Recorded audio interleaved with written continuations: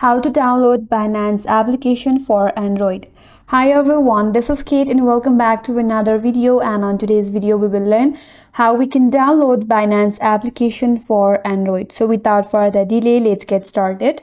First of all, launch the Google Play Store in your device.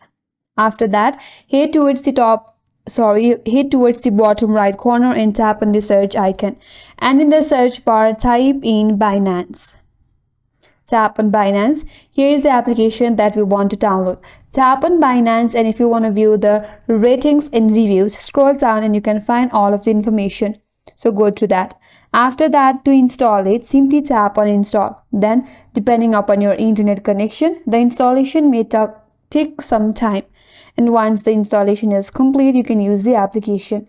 And that's the way to download Binance application in your Android device. And that's all for today's video. Hope this video was helpful, and if you're new to our channel, consider subscribing.